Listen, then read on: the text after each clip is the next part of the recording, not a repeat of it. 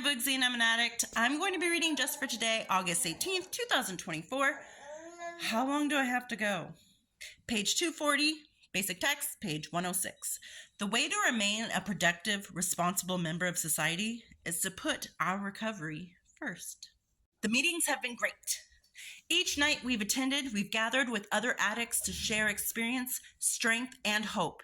And each day, we've used what we've learned in the meetings to continue in our recovery. Meanwhile, life goes on.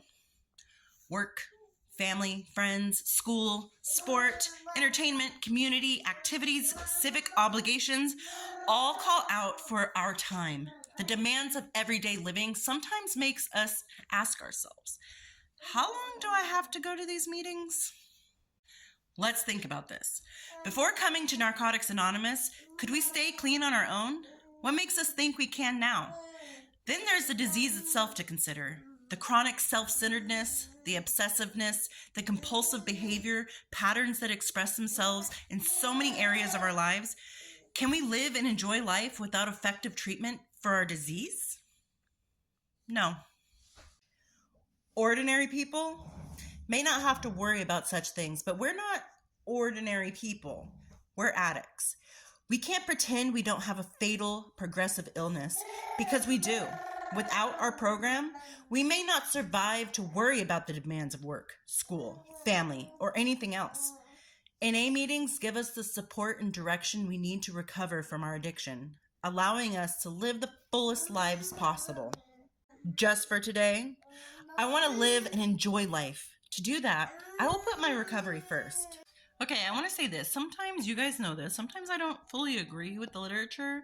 I do believe that you can live an effective life of recovery without going to meetings or having a sponsor or doing the steps traditionally and at all. And I feel like people think that if they aren't going to meetings or having a sponsor or doing the traditional 12 steps and whatnot, that they're not doing their recovery and it doesn't count. And I feel the other way, that some people think that if you don't go to meetings and you don't have a sponsor and you're not doing the traditional 12 steps, that yeah, it doesn't count.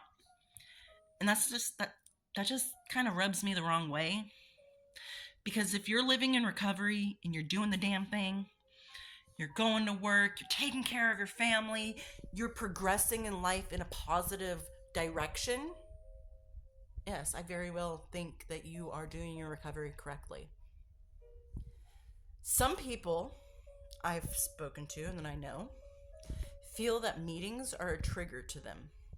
Because when you go to meetings, some people get really deep into detail about their use. And some people listening get that itch and they start remembering that feeling that they got when they used, that same feeling that kept them using. And they feel like meetings could be detrimental to their recovery, so they don't go. And that is 100% understandable. We avoid places for certain reasons. We avoid people for certain reasons. And those reasons are because we don't want to relapse. And being around these people or in these places may trigger us to want to use again. You get that itch. And if you're an addict, you probably know what I'm talking about when I say you get the itch. For me, it's hard to get to meetings. I work at a hospital about 2 hours away, an hour and a half, 2 hours away from my home.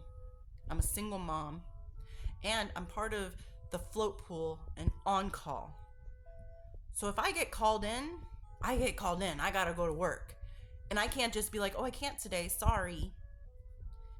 Because I have a meeting, which yes, meetings are very important, but feeding my children are a little bit up there. I gotta make sure that they're fed, you know? So sometimes I just can't make it to meetings. So to make up for that, I do my Just for Today readings. I give my reflection. People come back to me and talk to me about it. They respond, they comment, they message me. And I like that because I am sharing my story in hopes that someone else can hear it and be like, hey, that's my story. Or, hey, that story really helped. Or, hey, can you elaborate a little bit more on what you were talking about with this? And sometimes I get people who are like, I don't really agree with you. And I'm like, that's fine. That's what recovery is about. finding our own way in life and finding the accomplishments and the ways to reach those goals sober and in recovery. Your recovery isn't the same as mine. My recovery doesn't include what yours includes. There are people out there who believe that if you don't go to meetings and you don't have a sponsor, you're not doing the traditional 12 steps, then you're not in recovery.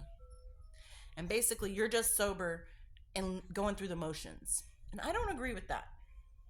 I got sober on my own. I didn't go to rehab. I didn't have a sponsor. I didn't go to a hospital. I put it down and went on my own. And according to doctors and therapists, that's not really common.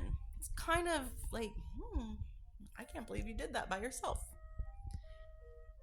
So not every recovery, every sobriety story is the same. Some people literally had to be dragged kicking and screaming, which isn't the greatest thing to hold somebody hostage to sobriety, because you're not going to get clean until you're ready to get clean. But some people needed extra help, and that's okay.